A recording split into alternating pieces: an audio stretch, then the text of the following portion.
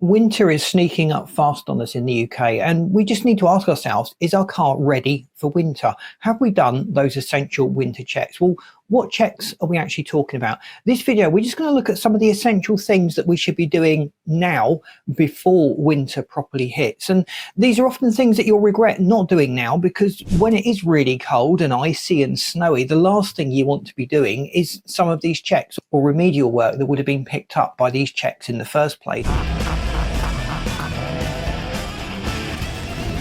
The first thing we need to check really is the battery on the car. If the temperature drops to 0 degrees Celsius, the battery loses about 35% of its capacity. So if the battery is already weak and degraded, it's probably going to die as the temperature dips. If the temperature drops to -18, you're looking at about 50% capacity drop on the battery, but it's unlikely that we get that cold here in the UK. Let me know what it's like in your area. What then are we checking with regard to the battery in the car?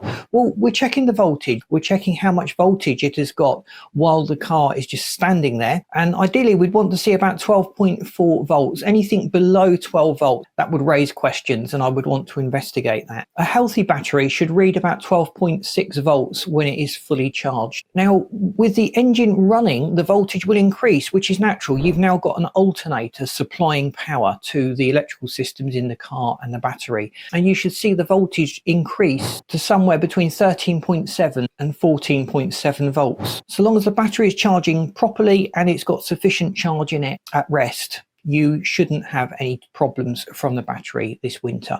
If it's showing signs of degradation, you might want to just invest in a battery booster to get you out of trouble should it fail, or even just invest in a new battery before you have the inconvenience of a breakdown.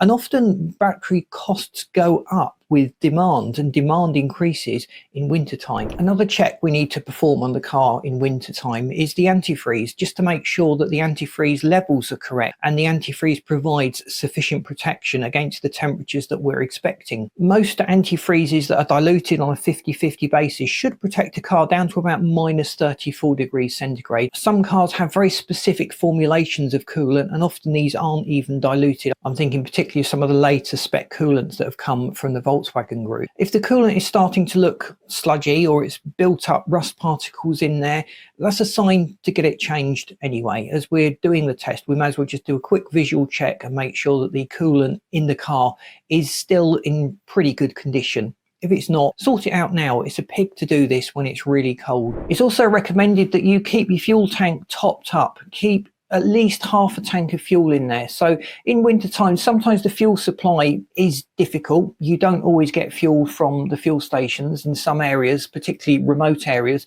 So that'll just make sure you've got a little bit of a buffer.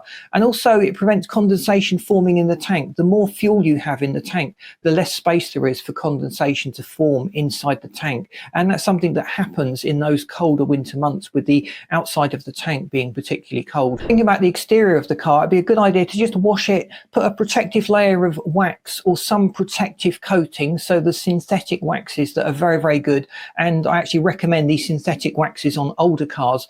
They do a better job at protecting the paintwork underneath them, and that'll just go some way to preventing all of the salts and the acids that build up in wintertime on our roads that get sprayed up onto the car itself, and all of that gunk can decay the bodywork quite quickly. When it's cold, the air pressure inside the tyres reduces, so it's a good opportunity to go out and check our tyre pressures. This should be something technically we do every week, but certainly with winter upon us, we need to check those pressures and just top them up. Again, that's something we don't want to be fiddling around with when it gets freezing out there. We also want to check the condition of the tyres just to make sure there is sufficient grip. The legal minimum in this country is 1.6 millimeters, and to be honest, driving at 1.6 millimeters in winter is lethal. That is asking for trouble.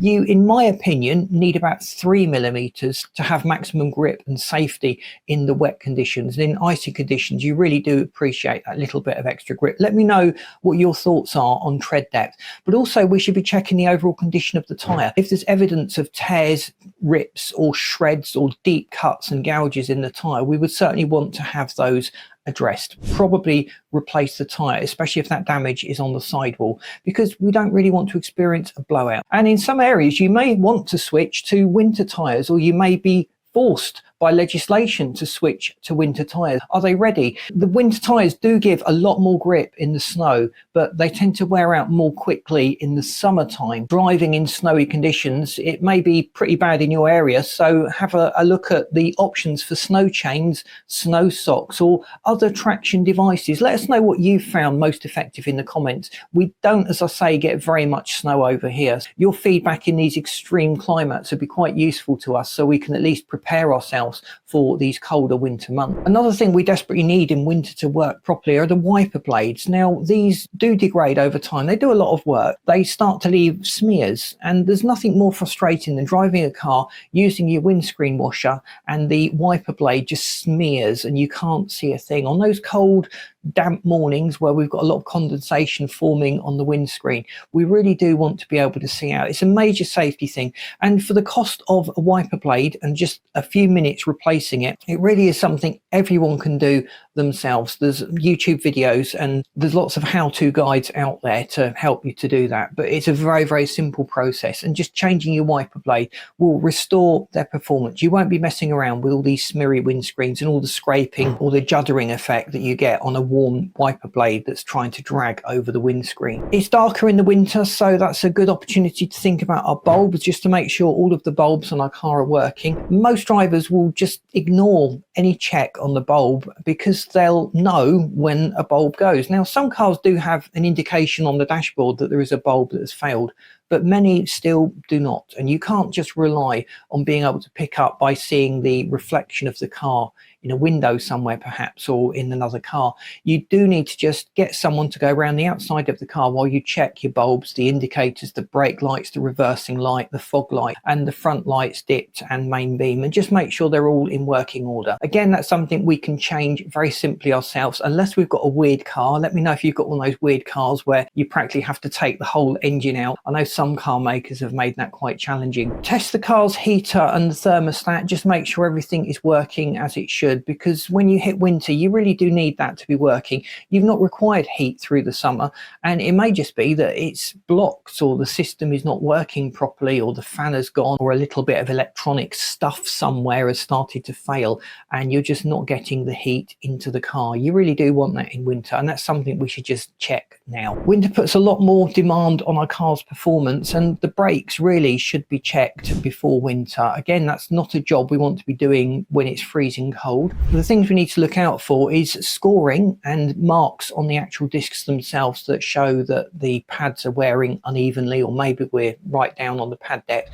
Just check the pad depth. If you've got typical alloy wheels, you can probably see the pad through one of the spokes, and just checking that there is sufficient tread depth on the pad will just make sure that you can get through winter safely. If there's any signs of squealing or squeaking or rattling from the brakes, get that sorted. Don't ignore that, especially going into winter. The door locks and the seals around the door can often have water building up in winter, and when that freezes, it can make the locks or the doors impossible to open. Now, rubbing a little bit of silicone lubricant around the rubber on the door and into the lock can prevent the locks and the doors from freezing over, and in some really cold areas that is something that drivers do as a matter of course. It's probably not as important in the UK. We just don't get those extreme cold temperatures that would render a car impossible to use because all of the doors and locks had frozen solid. We also want to do all of our typical checks on the car just to make sure that the oil is in good condition, that it's not black and sludgy, that it's at the correct level, and top it up. We want to check all of the tyre pressures, as we've already mentioned. We want to check the brake fluid level, the coolant levels, and just make sure there are no warning lights on the dashboard as we go into winter. Do we have an emergency kit in the car? Now, that may just be a first aid kit. A lot of cars come with a first aid kit. Is that still in date?